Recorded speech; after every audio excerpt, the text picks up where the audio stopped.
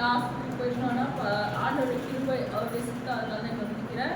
ஒரு விஷயம் கற்றுக்கலாம் மாட்டான். சோதரம் ஏசப்பா, நன்றி தேவனாக கட்டாவே உங்களுடைய கிளியராக செஞ்சு நன்றி ஏசப்பா. சொல்கிற அபிஷேகத்தில் வார்த்தை வரட்டும். ஒரு வருஷம் வெளிப்படாத ஒரு தகவலை நீங்கள் ராஜா இன்னும் மறைத்து கொள்ளுங்க. ஆவியானவரே சோதரம் சோதரம் சோதரம் நன்றி ராஜா. இந்த வருஷத்தின் ராஜா, இந்த 26 வருஷத்தின் ராஜா வாக்குத்தாங்க ராஜா.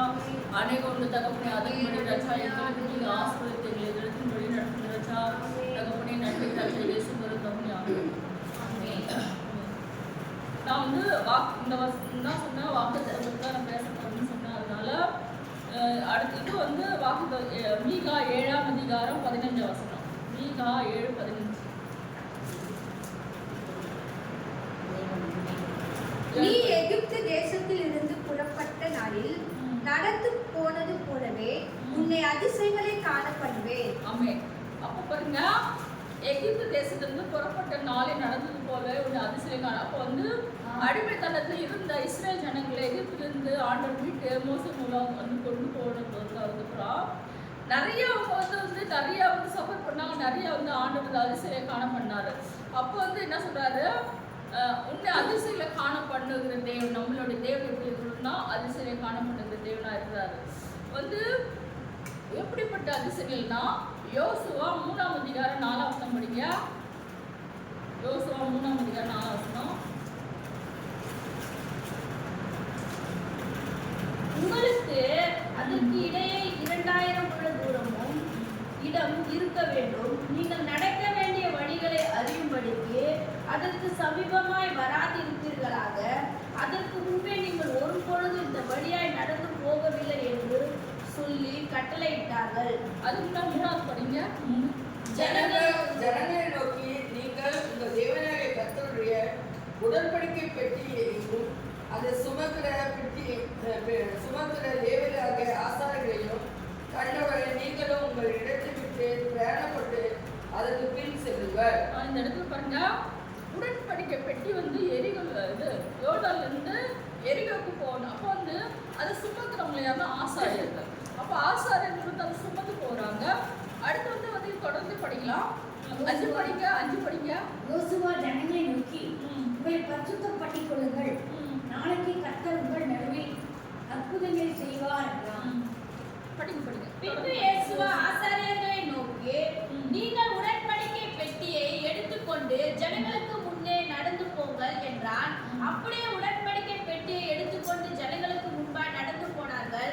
கர்த்தர் யோசுவாவை நோக்கி, நான் மோசேயோடு இருந்ததை போல உன்னுடனும் இருக்கிறேன் என்பதை இஸ்ரவேல் எல்லோரும் அறியும்படிக்கு இன்று அவர்கள் கண்களுக்கு முன்பாக உன்னை மேன்மைப்படுத்துவேன். உடன்படிக்கை பெட்டியை சுமக்கிற ஆசாரியர்களை பார்த்து, நீங்கள் யோர்தான் தண்ணீர் ஓரத்திலே சேரும் பொழுது யோர்தானில் நில்லுங்கள் என்று நீ கட்டளையிடுவாயாக என்றார். யோசுவா இஸ்ரவேல் புத்திரர்களை நோக்கி, நீங்கள் இங்கே சேர்ந்து உங்கள் தேவனாகிய கர்த்தருடைய வார்த்தைகளை கேளுங்கள் என்றார். பின்பும் யோசுவா, ஜீவனுள்ள தேவன் உங்கள் நடுவில் இருக்கிறார் என்பதை அவர் கானானியரையும் எத்தோப்பியாவரையும் ஏவியரையும் பெர்சியாரையும் கிர்சியாவையும் காசியாவரையும் எமோரியாவரையும் எபோசியாவரையும் உங்களுக்கு முன்பாக துரத்தி விடுவார் என்பதை நீங்கள் அறிந்து கொள்வதற்கு அடையாளமாக இதோ சர்வ பூமிக்கும் ஆண்டவராய் இருக்கிறவருடைய உடன்படிக்கை பெட்டியை உங்களுக்கு முன்பாக யோர்தானிலே போகிறது. இப்பொழுது இஸ்ரவேல் கோத்திரங்களில் 12 பேரை ஒவ்வொரு கோத்திரங்களுக்கும் ஒவ்வொருவராக பிரித்தெடுங்கள்.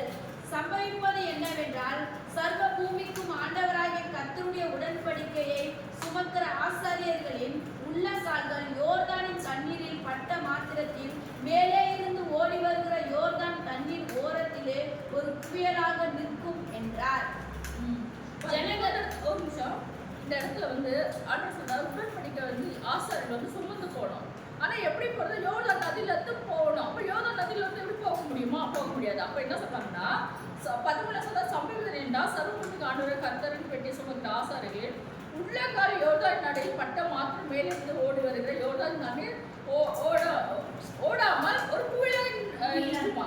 அப்போ வந்து அதிசயங்களை காணுகிறது. அப்போ வந்து பெட்டி, உடன்படிக்கை பெட்டி, அதுல வந்து சுமக்கிற ஆசாரியர்கள் போகும்போது ஜனங்கள் அப்போ வந்து என்ன செய்ய, அந்த தண்ணியில வந்து நடக்க முடியாது கண்டிப்பா.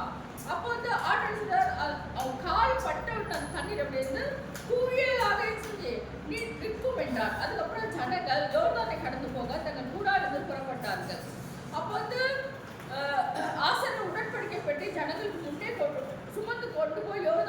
வந்தார். அப்போ வந்து ஜனங்கள் வந்து பின்னால வராங்க, ஆனா ஆசாரியர் முன்னாடி இருக்காங்க.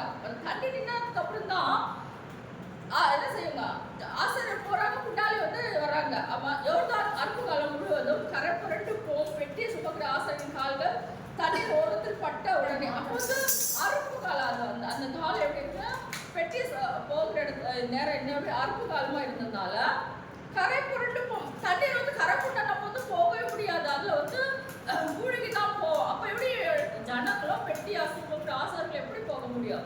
அப்போ வந்து 12 கோத்திரத்தை வந்து ஆண்டு சொன்னாரு, ஒவ்வொருத்தரா எடுத்துட்டு போங்கன்னு. அதுக்கப்புறம் மேலே இருந்து ஓடுகிற தண்ணி நின்று சாதாரண ஆதாம் ஊர் வரைக்கும் குவிலாக குவிந்தது. உப்பு கடலை என்ன சமான வெளியின் கடலுக்கு ஓடுகிற தண்ணி பிரிந்து ஓடிவிட. அப்பொழுது ஜனங்கள் எலியோவுக்கு எதிரே கடந்து போனார். அப்ப ஜனங்க என்ன செஞ்சாங்க, அது ஆசாரியர்கள் நிக்கிறாங்க, ஜனங்க என்ன செஞ்சாங்க, போயிடுறாங்க. ஏன்னா எங்களுக்கு யோர்தான் நதியிலிருந்து எரிகோவுக்கு கடந்து போனார்கள். அப்புறம் வந்து சகல ஜனங்கள் யோர்தானை கடந்து தீருமளவும் கர்த்தருடைய உடன்படிக்கை பெட்டியை சுமக்கிற ஆசாரியர்கள் யோர்தானின் நடுவிலே தண்ணீர் இல்லாத தரையில் கால் ஊன்றி நிற்கும் பொழுது இஸ்ரவேல் எல்லோரும் தண்ணீரற்ற உலர்ந்த தரையாய் கடந்து போனார்கள். ஆமென். பாருங்க, இது வந்து எவ்வளவு நம்ம தேவன் முதல்ல கூட வந்து இஸ்ரவேல் ஜனங்களை வந்து மோசே நடத்தினாரு. வந்து எகிப்தியர் வந்து பின்தொடர்றாங்க, ஆனாலும் என்ன தண்ணீர் அப்போ வந்து யோர்தான் என்ன செய்யணும், செக்கடல் இரண்டாவது பிள்ளைகள் செஞ்சாங்க, தண்ணி இல்லாத. அதே போல இதே மாதிரி தான் இந்த இடத்துல அவங்க என்ன செய்யணும், தண்ணீர் இருந்தா அப்படி போக முடியாது, கடந்து போகாத. அதே போல நம்முடைய வாழ்க்கையிலும் நம்முடைய தேவநாயகர் என்ன செய்யறாருன்னா, பிரச்சனை வருது, நிறைய பேர் தண்ணீர் போல பிரச்சனை வந்து நம்மள மூழ்கி போகிற நிலைமை இருக்கு. ஆனாலும் நம்ம வந்து ஜாப் பண்ணதான் அந்த பிரச்சனை மாற செய்யற தேவனா இருக்கிறார். நம்மளுக்கு என்ன அதிசயில காணுகிற தேவன், நம்முடைய தேவன் எப்படிப்பட்டவர்னா அதிசயில காண பண்ணுகிற தேவனா இருக்கிறாரு. அடுத்து பாருங்க, அதுலயே வந்து யோசுவா 4ஆம் அதிகாரம் 19ஆம் வசனம் என்ன சொல்லி பாருங்க, 4:19. இந்த பிரகாரமாக முதல் மாதம் 10ஆம் தேதியிலே ஜனங்கள் யோர்தானிலிருந்து கரையேறி எரிகோவுக்கு கிழக்கிலேயான கீழ்காலிலே பாறையிடுகிறார்கள். அவங்க இறங்கிட்டாங்களா? இந்த பிரகாரம் எப்படின்னா தண்ணீர் இல்லாத அவங்க சுகமா போனாங்க. அடுத்து 24 படிங்க, அது வந்து உங்கள் தேவனாகிய கர்த்தர் சிவந்த சமுத்திரத்தின் தண்ணீரை நாங்கள் கடந்து தீரும் மட்டும் எங்களுக்கு முன்பாக வற்றி போக பண்ணினது போல உங்கள் தேவனாகிய கர்த்தர் யோர்தானின் தண்ணீருக்கு செய்து அதை உங்களுக்கு முன்பாக நீங்கள் நடந்து தீருமளவும் வற்றி போக பண்ணினார் என்று அறிவிக்க கடவீர்கள் என்றார். உங்கள் தேவனாகிய கர்த்தர் சிவந்த சமுத்திரத்தின் தண்ணீரை நாங்கள் கடந்து தீரும் மட்டும் எங்களுக்கு முன்பாக வற்றி போக பண்ணது போல உங்கள் தேவனாகிய கர்த்தர் யோர்தானின் தண்ணீருக்கும் செய்து அதை உங்களுக்கு முன்பாக நீங்கள் கடந்து தீருமலும் வற்றி போகினார் என்று அறிவிக்க. அப்போ வந்து நம்முடைய வாழ்க்கையில இருக்கிற நிறைய பிரச்சனை கஷ்டம் நிறைய வருது. அப்போ வந்து நம்மள திகச்சுட்டு ஐயோ இசப்பா எப்படி போய் இதை கடந்து எப்படி போகணும்னு நம்ம வந்து நிற்கும் போது ஆண்டவர் இந்த தண்ணீர் அப்படி நிற்க செஞ்சாரு. குவியலாக ஒரு இடத்துல நம்ம தரை பாதமாக வந்து ஜனங்கள் போனாங்க. ஆசிரியர்கள் வந்து பிட்டி சுமந்து போனது போல பெட்டியில என்ன இருக்கு, உடன்படிக்கை இருக்கு. பெட்டியில என்ன இருக்கு, உடன்படிக்கை. அப்போ வந்து வேதவசனம் அந்த என்ன இருக்கு, உடன்படிக்கை என்ன இருக்குன்னா வசனக்கை இருக்கு. அப்போ வந்து 10 கட்டளை இருக்கு. அப்போ அது வசனம். இப்போ நம்மளுடைய தான் பைபிள் இருக்கு. அப்போ நம்முடைய வாழ்க்கையில பிரச்சனை வருது, கஷ்டம் வருது. இப்போ வெள்ளத்துல நம்ம போக முடியாம தண்ணீர் கடந்து போக முடியாது. வந்து நிறைய ஒரு டைம் நான் சொல்லியிருக்கேன் இந்த சாட்சி. மோகன் சி லாசரஸுடைய மனைவிக்கு வந்து திடீர்னு மெசேஜ் பார்க்கலாம் அவங்க சொல்லிட்டு இருந்தாங்க. அப்போ நான் யோசிச்சேன், ஹாஸ்டல் ஏன் இப்படி உழவு அடிக்கடி பிறகு எல்லாரும் யோசிப்பாங்கல்ல, ஊழியக்காரங்க வீட்டில் எப்படி நோய் இருக்கு, இவங்க என்ன வருஷம் ஃபுல்லாவே ஹாஸ்பிட்டல் போயிட்டு இருக்காங்க, அப்போ என்ன இவங்களுக்கு என்ன ஆகுது எல்லாரும் யோசிக்க தோணும். அப்போ இவங்களுக்குள்ள அற்புதம் இல்லையா, இவங்களுக்குள்ள வந்து வல்லமை இல்லையா, அப்போ இவங்க ஜாப் பண்ணி இவங்களே அடுத்தவங்க ஜாப் பண்ண நல்லா ஆகுது. அப்போ வந்து அந்த அவங்க ஜாய்ஸ் லாஸ் உங்களுக்கு தெரியும், மோகன் ஐயோடைய மனைவி, அவங்க வந்து சாட்சி சொல்றாங்க. அவங்களுக்கும் டிசம்பர் மாசத்துல உடம்பு சரியில்லை, அவங்களும் ஐசியூல 4 நாள் இருந்தாங்க. அப்போ அவங்களுக்கு வந்து இந்த லங்ஸ்ல இருந்து கிட்னி பகுதி ஏதோ அவங்களுக்கும் 2 கிட்ட சொல்லிட்டாங்களாம், இருப்பாங்க இல்லாமல் போவாங்கன்னு சொல்லிட்டாங்களாம். அப்போ வந்து மோகன் ஐயா கூட வெளியே இருக்காரு. ஆனா மோகன் ஐயா ஜோம் பண்ணி எவ்வளவு பேர் சுகமாயிருக்காங்க, எவ்வளவு அற்புதம் நடக்குது நம்மளுக்கே தெரியும். அப்போ வந்து அவங்க சொல்றாங்க ஐசோலேட் வச்சிருக்காங்க, வெண்டிலேட்டர் வச்சிருக்காங்க. அப்போ வந்து உள்ள யாராலும் இல்லையா, எல்லாம் வெளியே தான். அப்படின்னா ஊழியக்காரங்க வெளியே ஜாம் பண்றாங்க. அப்போ வந்து அவங்க சொல்றாங்க 4 நாள் உள்ள ஐயா வருவார், ஜெபம் பண்ணிட்டு போவார். சங்கீதம் 118:17 படிக்க. சங்கீதம் 118:17.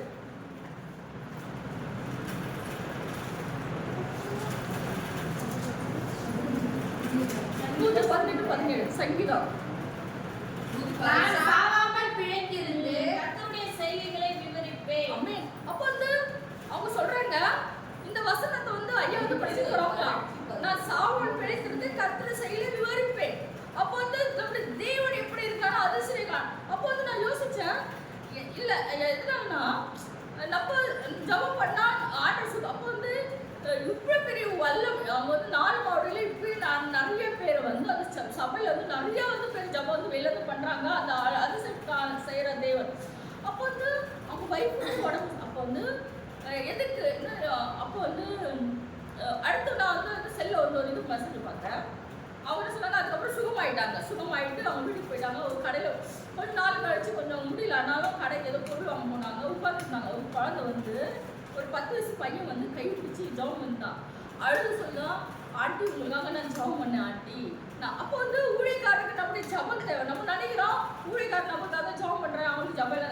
ஆனா முக்கியமா நம்மளை விட அவங்களுக்கு தான் ஜெபம் தேவை. ஏன்னா எல்லாரும் பார்க்குற ஜெபம் பண்ணணும். ஏன்னா ஊழியர் செய்யறதுனால பிசாசு காலத்துல என்ன செய்யணும், அவங்கள வந்து அட்டாக் பண்றாங்க. ஏன்னா அடுத்து நான் வந்து யூடியூப்ல பார்த்தேன். என்ன பார்த்தேன்னா, சாதாரண சபைன்னு ஒன்று வந்து இருக்கான். சென்னையில கூட இருக்கான். அந்த சபையில என்ன செய்யறேன்னா, ஊழியர் செய்யக்கூடாது, அவங்களுக்கு விரோதமா மந்திரம் எல்லாம் செய்யறான், எல்லாமே செய்யறான். அப்போ வந்து அப்படிப்பட்ட வந்து இது காலத்தை நம்மளுக்காக ஜெபம் பண்ணா ஊழியக்காரர்கள் முக்கியமா ஜெபத்தை நம்ம தாங்கணும். ஏன்னா ஊழியர்கள் செய்யக்கூடாதுன்னு நிறைய இப்போ வந்து நிறைய இடத்துல வட மாநிலத்துல எல்லாம் இங்கெல்லாம் நம்மளுக்கு ஒண்ணுமே இல்லை வந்து நம்மளுக்கு வந்து அவ்வளவு தெரியல. வந்து சபை வந்து வீட்டுல வந்து ஆராதிச்சு அந்த வீட்டுல போயிட்டு ஆராதனை பண்றாங்க. நீங்க கூட வீட்டுல சபை நடத்துறீங்க சர்ச்சான்னு சொல்லிட்டு அவங்க சொந்த வீட்லயே ஆராதிக்க விட மாட்டாங்க. வட மாநிலத்துல இப்படிப்பட்ட முறையில நிலைமை இருக்கு. ஊழியர்கள் அடிக்கிறாங்க, மண்ணத்தை அடிக்கிறாங்க, நிறைய நடக்குது. ஆனா நம்மளுக்கு அப்படி நம்மளுக்கு வந்து விஷாலமா ஜெபம் பண்ணலாம், ஆராதிக்கலாம். அதை நான் மலர்ந்து அப்படி சொன்னேன். நான் புதன்கிழமை நீ வா மலர், நம்ம உங்களுக்கு கொடுக்குற காலம் நீ பயன்படுத்தி ஜெபம் பண்ணுங்க.